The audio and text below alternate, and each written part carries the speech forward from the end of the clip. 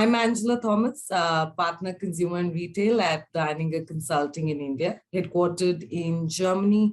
Deininger Consulting is one of the world's leading executive search and leadership consulting firms. I'm excited to have Partho Chakrabarti with me today. Partho is a consumer industry veteran and currently serves as the managing director for Faber-Castell in India. He's been with the organization since 2017 and has been instrumental in turning around the business. Prior to this, he spent almost 23 years with the food and beverage major PepsiCo. Most recently, he was the COO for the foods business in India. And prior to that, he served as the CEO for PepsiCo business in the Philippines. And before that, the CFO for Vietnam and Southeast Asia. Welcome, Partho, to Deininger Leadership Talk Series. My pleasure. Thank you for having me. Lovely. As you know, today's theme is empowerment. And I would like to start with something I read. This is Jack Welch. I may be paraphrasing a little bit, but he said, and very aptly put, before you're a leader, success is all about growing yourself. But when you become a leader, success is all about growing others. And I thought that sort of stuck on with me. But given that, and given the theme, I would love to know, what does empowerment mean to you in the overall leadership context? Yeah. So look, all people want to feel that their work is important. Yeah. And when they feel that their work is important, they deliver better. So empowerment is in many ways an ultimate productivity tool. Now, as a leader, and taking from the quote which you just gave of Jack Welch, as a leader, our primary responsibility is to develop others, and honestly, that is by historically delegation and empowerment. And you can't develop people. It's the single largest deliverable for a leader, to develop people, because I think everyone understands, especially more so in the consumer industry, that you cannot do everyone's work centrally from one central place. We need a lot of people to fire simultaneously for this whole business to work out. And therefore, it can only happen if you develop people, and that centralized concept of micromanaging won't work. And without empowerment, you cannot develop that talent. So it is, and as leader, who to empower, who to delegate to, is that judgment which you exercise that makes you the quality of leader that you are. So that's what it basically, that's what it meant for me when I first saw the subject. I said, okay, this is what it means to me. Right. No, right, absolutely. And I'm glad you used that word delegation. And I always feel, do managers often confuse empowerment with delegation? Do you think there is a difference, so to say? Of course, there's a difference. I mean, first of all, of course, the two terms are used interchangeably. Not so much because I think the jargon is not so important, but in a very simplistic way, tasks are delegated. But when you empower someone, you give him the results that I want a 5% improvement in this territory from you. Okay, that's an empowering, and this is your budget. You got to do it within this budget. If you save from this budget, okay, then you get a better bonus. So I share some of it with you. That's empowerment. And delegate is, you sort of tight boundaries, prescribe course of action, and kind of a thing. So we are not, I mean, that's broadly the definition and this thing. How much autonomy does the individual have in his job? It comes down to who's in control. How much autonomy does he have when he go in for his job? Right. And, in today's world, you ask about the delegate versus empowerment. In today's world, I see the newer lot coming out more as kind of volunteers, employees, rather than, the regimented soldier. And in that environment where you are actually volunteering your service, empowerment is likely to come out far better. You're likely to work much better than the conventional delegation. Of course, the other extreme is micromanage. I mean, delegation is better than micromanage, But empowerment is the way for the future, where you prescribe the result and prescribe some boundaries and say, okay, you go for it. This is yours, And of course, with who to empower and who to delegate, again, a judgment call, because not everyone responds to the same thing. And no matter how much empowerment you claim, I mean, I can say that, look, I'm empowering my people, but ultimately for the broad role, I am accountable still. So that empowerment doesn't take away the overall empowerment or overall responsibility still, you know? So ultimately it's a management technique by which you judge and apply that, okay, with this guy, I can empower him to deliver. I'll set the results, I'll set the targets, and he'll manage everything himself. With someone else, I may prescribe that, look, why don't you take the left turn and then the right turn? And, you know, you do it yourself, but this is where you're likely to get there. And that's essentially the tighter boundaries define it, you know? No, interesting. And then, you know, you used words like autonomy, or there's a certain management technique. And I always feel, you know, like you said, you know, especially generation today are volunteers. Perhaps they believe in the mission, they believe in the purpose, or they believe in themselves. But I think eventually for a leader to be able to empower, there is this factor of trust that comes in. And I always feel it goes hand in hand. But if sometimes leaders find it difficult to manage and align expectations at both ends, you know, empowerment versus trust. Have you felt like that? And if yes, then what have you done around that topic? Okay. So, I mean, I personally believe that trust is the most important thing you can work out in an organization. It's also the most difficult one. And that's because I think it's only demonstrated trust that matters. We live in a world where I think Google can tell us pretty much what to say. What would Jack Welch say if he came into a meeting with people? We know it all. We know exactly what to say. We know which boxes to tick. So now every manager who comes out today knows that trust is a box they have to tick. Okay, that doesn't make them trustworthy, because in an organization there are inherent conflicts which prevent trust from happening. And the crudest one is that of productivity. You know, my organization becomes more productive if I get rid of 20% of you folks. And that's an obvious conflict between the management of people and this. That on one hand, I want your trust. On the other hand, I make a whole lot of, achieve objectives far better if I get rid of 20% of y'all. I'm just giving this in the crudest form. Sure. It's a very difficult thing to achieve for larger organizations also. It's not so easy to achieve except to give it as a targeted value. It really is something which is more about the individual manager to work on and get there. Trust is an absolute precursor to empowerment. Without trust, all empowerment will fail. Many a times, you know, you try to empower someone and you find that the guy's not taking the empowerment, he's coming back to you. And, you know, there are people who hesitate to take the empowerment. And one of the reasons could be capability. Okay. And one other reason could be trust. Look, I don't trust. Maybe I'm getting into a trap. I want to document everything we have said, you know, and that basically means that there's no trust. So I don't see empowerment being effective without trust at all. Because remember, you're trusting somebody else to deliver a part of your results without managing him, you know. This whole thing of demonstrating trust is very, very important. And people are not stupid nowadays, okay? So I, as a manager, I know I need to be ticking the trust box and the empowerment box. Let me give you an example. I had a supervisor once who needed to be known as an empowering, trustworthy kind of supervisor. But in the weekend, he would call my next level people and really find out, did I really do these things? And for some reason, he believed that they wouldn't come and tell me. But what happens is this destroys the whole environment. It actually makes it more toxic. And why does this happen? Because some people are in general more insecure. So the insecurity of manager often plays against this whole trust.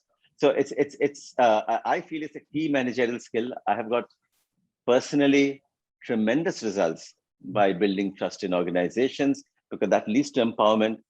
I'll add one more element to this. I'll call it hunger. Because I thought trust along with hunger, because he must want to go to the same place as me, you know, and without hunger, like, you know, we want to make a great business for artists. You know, he must feel the same hunger that we want to grow 100%. Without that hunger, that responsibility is not going to achieve anything, you know, him taking on more empowerment. So trust plus hunger, I've always maintained, can create magic. And empowerment is what happens, you know, in that kind of an environment. And empowerment becomes most effective because a guy who you're trusting, A, trusts you, He is as hungry as you to deliver those results. You know, I'll give you there was a manager who actually said it in his farewell. He got up and very sarcastically he said that, "Thank you all for your hard work. All your hard work has paid off. I have finally got promoted." Now he laughed and joked about it, but that's the reality.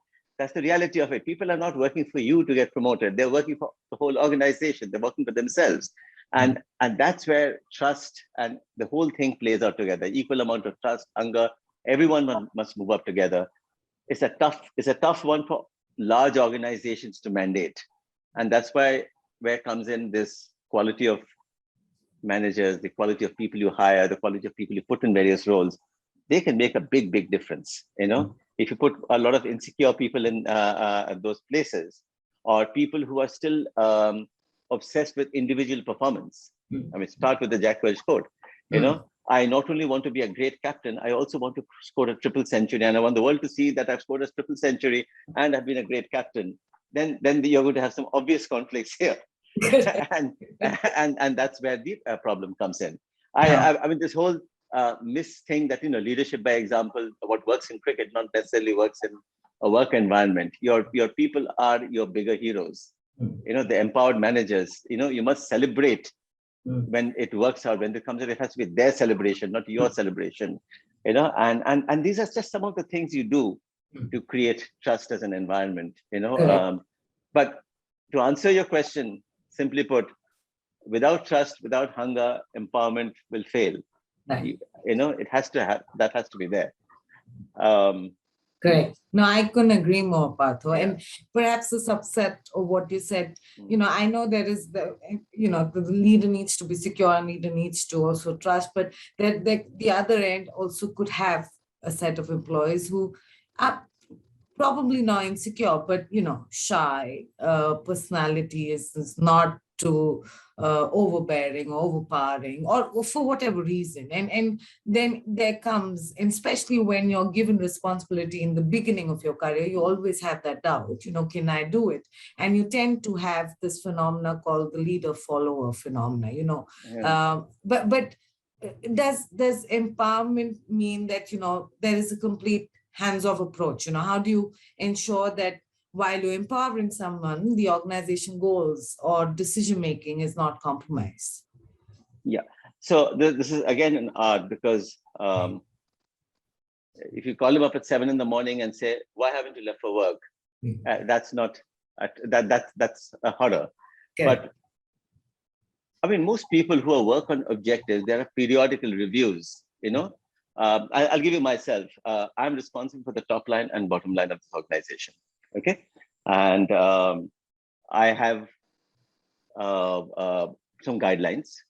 Basically, there are the brand values and brand essentials and leadership values which the organization believes in. I said, look, within the boundaries of these values, okay, you have this top line and bottom line to deliver. Now, you pretty much are empowered to take whatever is required to do this. And that's what we go ahead and work on. It doesn't mean that they come back a year and a half later and say, oops, you didn't make it. No, every month we have a review call, every month. And after 3 or 4 months, when they see that my numbers are going somewhere else and what my targets are, there will obviously be a discussion. So it doesn't mean there's no monitoring mechanism or there's no review. That luxury of, you know, saying that, oh, it's his fault, he did it, that doesn't work, you know.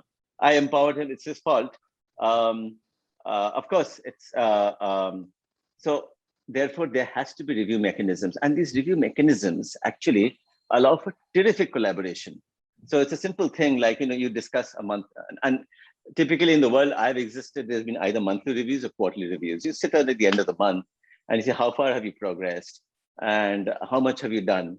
Do you want to consider doing this? Are you sure you're not going off the wrong track by doing this? And you'll find out the ideas and answers will come from him itself, you know?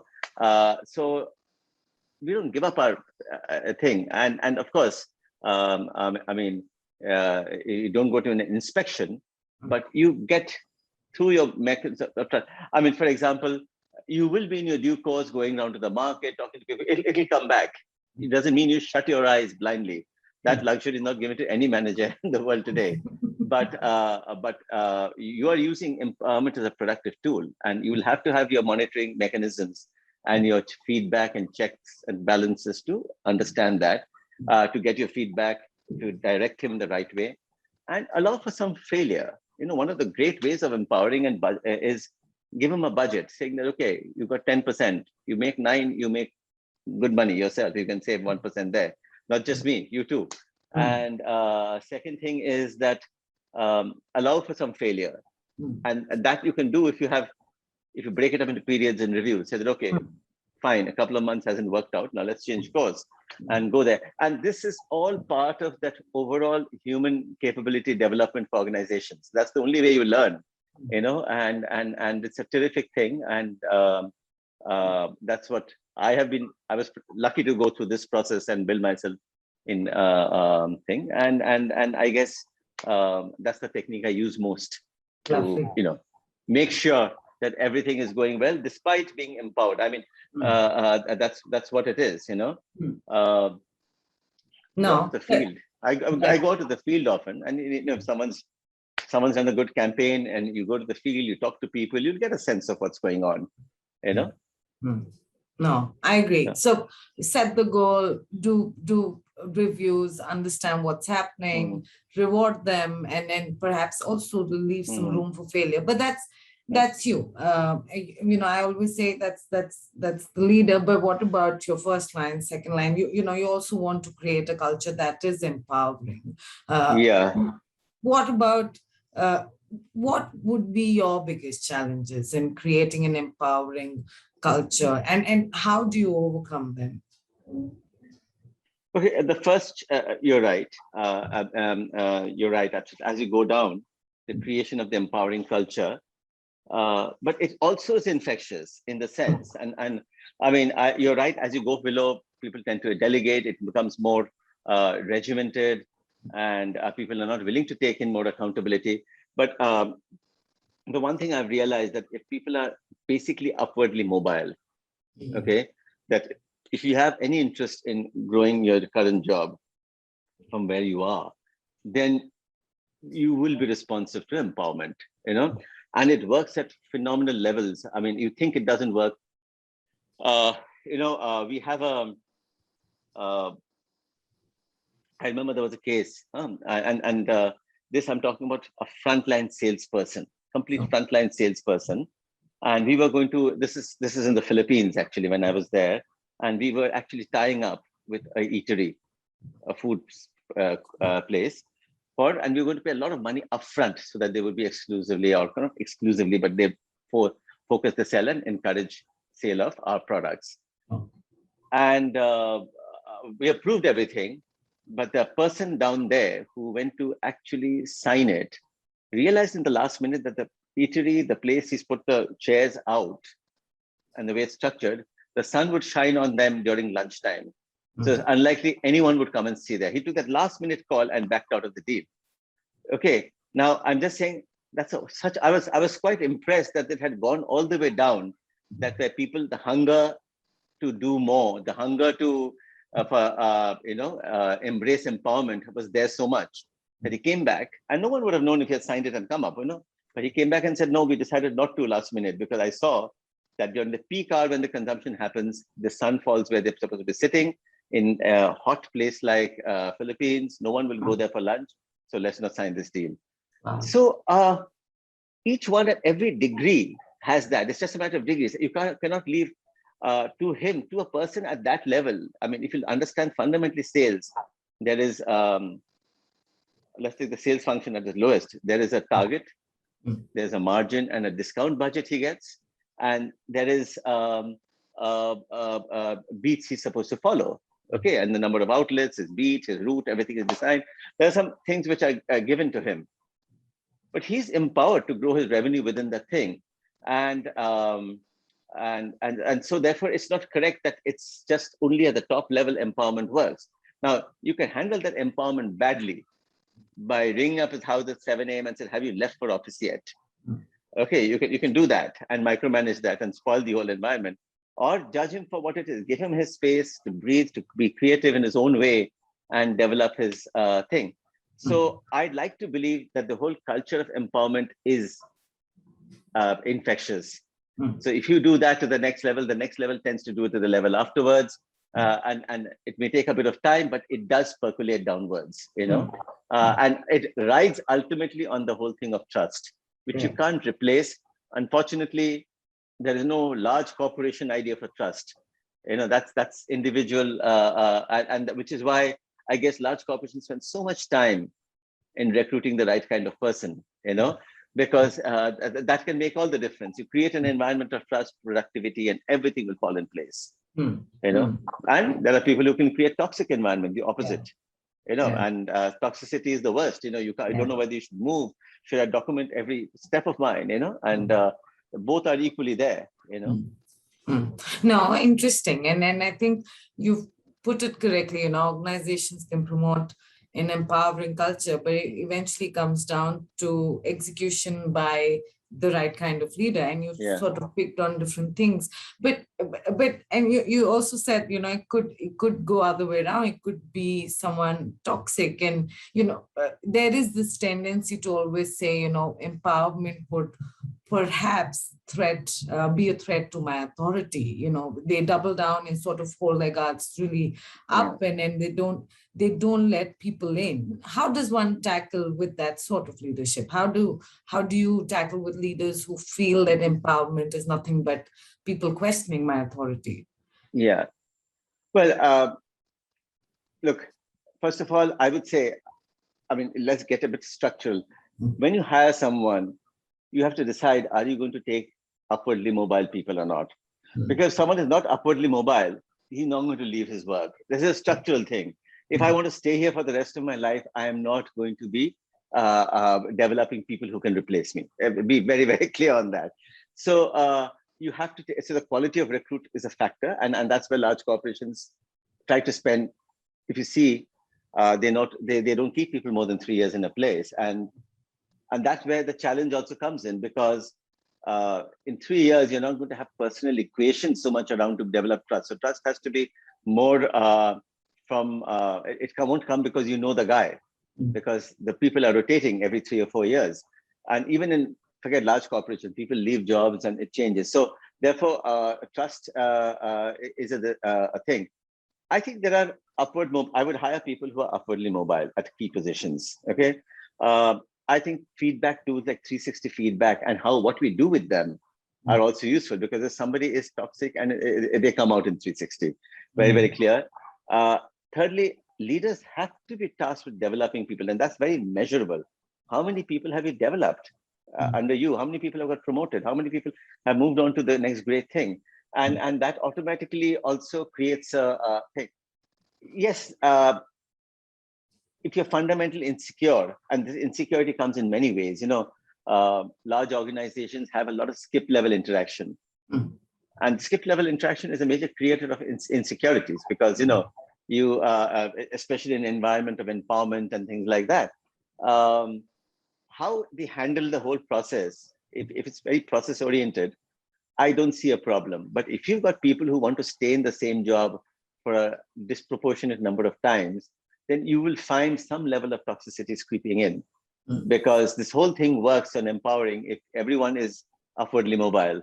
What happens if someone decides that, okay, I'm here, this is where I'm staying, and I don't want anyone to come in? And even then it works, but then there's a natural conflict, there's a natural conflict over there. Today, luckily, the workforce and the environment is such, I think employees get such a wide amount of choice. If they don't see an empowering environment, you will lose them. And then all these employee turnover ratios, these are all very important KPIs for leaders. And if you make these their KPIs, automatically, that's the best you can do. Make sure that they have developed people. How many people have you got promoted? How's your 360?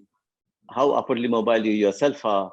And how have you developed your team? How the capability of your team? And these things will bring it out automatically. That's the best you can do in terms of this thing. What's your employee turnover ratio? Why are people leaving you? So I think this whole HR process around it will automatically bring in focus and compel even people who are insecure to play the game in a certain way. I may be naturally insecure. I may be naturally tending to do things without empowering it. And by the way, not empowering and trying to do it in my own hand, it doesn't make me an evil man, by the way. I mean, it's just the way I am.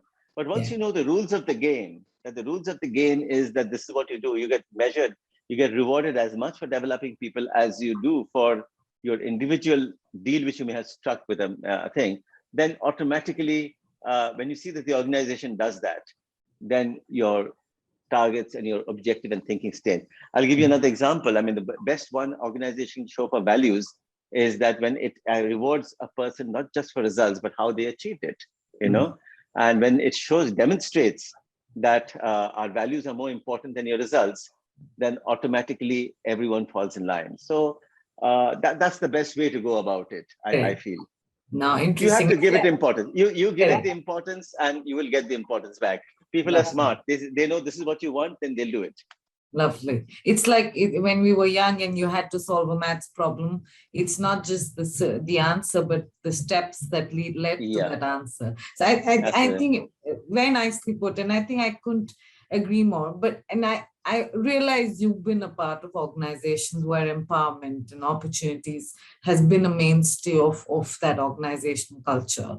But I also realize that you perhaps get people from outside, you hire people, especially in key positions.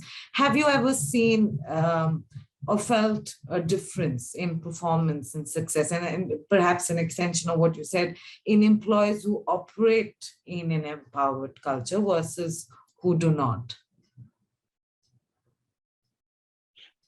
Well,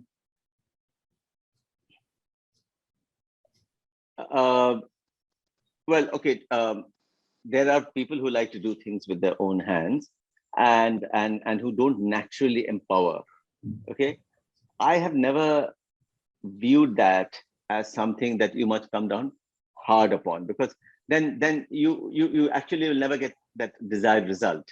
You know, as I said, I don't consider that if a person is not delegating well enough or empowering his staff, the only way you can go about it is by counseling a person. And remember, these are time-consuming process because it's much easier to come descending strongly.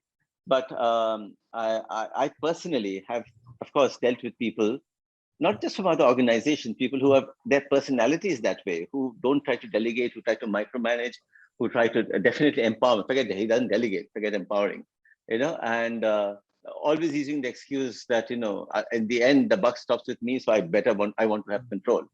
And I think the tools available for us in the feedback tools which we have allow us to give that feedback, you know, and make it very clear that in an environment like this, you are unlikely to progress as well, because most organizations do believe that empowering is a phenomenal productivity tool. Okay, and you're coming in the way of a phenomenal productivity tool. Though this particular job, you may manage better by doing it yourself, but sooner or later you're going to get into trouble in trying to do the job, because then your next job may not have that. So unless you build the skill, because remember, empowering can go wrong. Okay. So unless you build a skill of empowering, monitoring, and ensuring the empowered thing works, the sooner you start building that skill, the sooner the organization starts to benefit. So yes, I have that. To answer your question simply, yes, I have. And we've tried to move the people closely towards that. Of course, that's a longer process, but I think it's a better process. And if we find the positive responses don't come, then we explain to him. And if it still doesn't happen, then you have to take your call. You know, we'd say that this is not the culture we work in, but and it's not easy, because sometimes those people are very good contributors, very good work, but you know, if you don't understand over a long period of time, you can't mess with the culture of an organization. That's the single largest important thing. So so that's the way I've dealt with it. And sometimes a job will not require that. I mean, if a specialist in a certain area of taxation, he can do everything himself. So I wouldn't do that. But if you're leading teams, large teams across big geography, I mean, look, if you're in a consumer goods, you're talking about 1.1, 11 million outlets in the country with so vast country, vast number of people who you cannot even supervise or you don't even know what they're doing.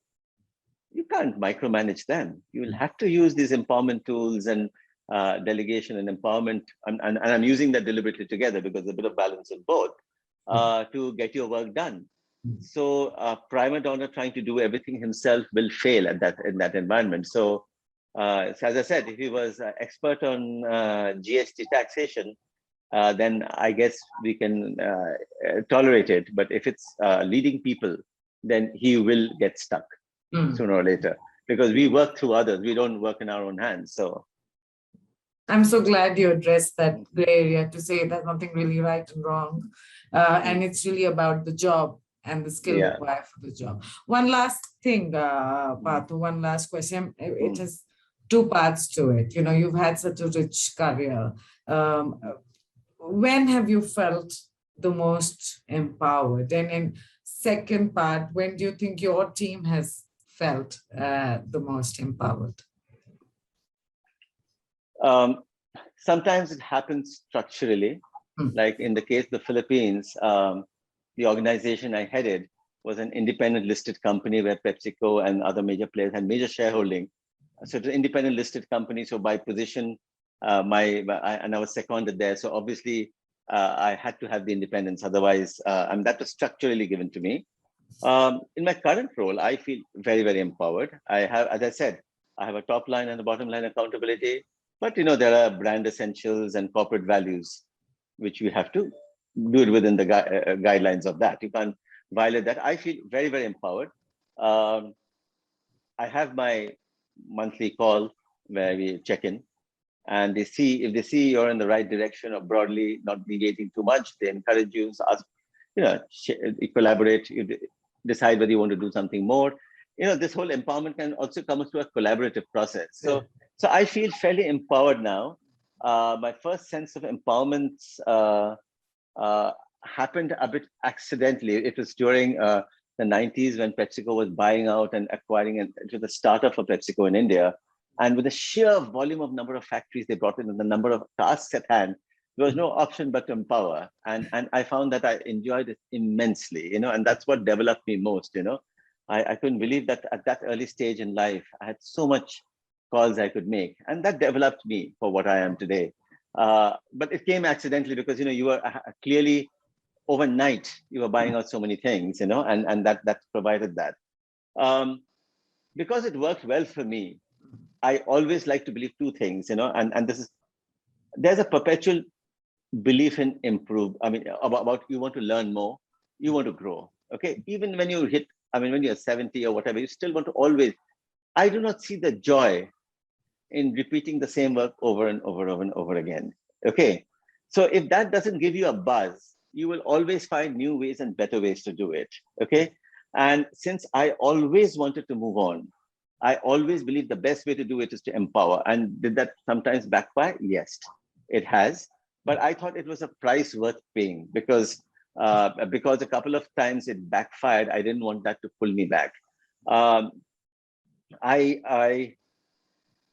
I've mentioned before, to me, this word trust and hunger in an organization is the most vital thing. It can produce the best results. More than me being proud of their work, I think the people who do the work are even prouder of their work, and that's the environment in work. So to me, it's been a very, very effective tool because maybe very early in life, I was very effective when this empowerment happened in the 90s, early 90s with PepsiCo. And I have to thank them that. You have to loosen the reins a bit to achieve better results over the medium term. You tighten the reins, you're not going to get better results. And I'm not saying don't monitor empowerment. Of course, you monitor empowerment, but don't actually intrude. Do it without intruding. And I'd like to believe, and this is a question you should have asked my team actually, but I'd like to believe I don't intrude, and I try to do it just monitor.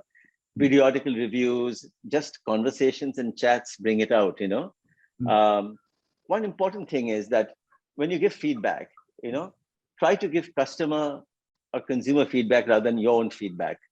Because I find the customer and consumer defines the results far better than you would, and that is far more acceptable and palatable, because this is what your customer is saying, not me.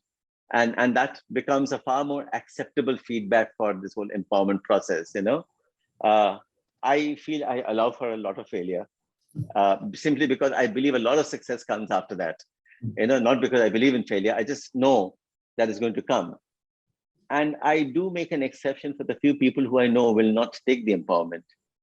I give them empowerment, but they'll still come back and said, okay, so should I go right or should I go left? I said, okay, fine, you're not ready for it, and that's fine. That's fine. Each one has their thing. Not everyone must be forced into a up or out structure. Those who can empower well, it's a superpower. I think it's a superpower, and I don't know what degree it is. I have it, but I definitely believe in it. And I have seen, since it worked well for me, I expect it to work for people also. And when I find that somebody is not responding well to it, make changes necessary to work with that. That's what the job is. And that's the only way it works. Now, if you like doing the same thing over and over again, you may not want to. So each one to his individual way. I really like to personally, A, because I was empowered early in life, and B, because I like to do new things and different things and different ways. I believe that whole empowerment thing makes it a lot more enjoyable also to work with. It's a style, and that's why I love this topic which you're talking about, because I've strongly believed in it, about this whole trust, hunger, empowerment thing together. Lovely. No, lovely. And what a wonderful conversation, Partho. I have so much to ponder over, and I think so many interesting things you said, and I'm so glad I could spend this time with you and could get the sneak peek into Partho as a leader. And I'm sure many would love your story and find your experiences very inspiring. Thank you so much once again. My pleasure, and thank you for having me.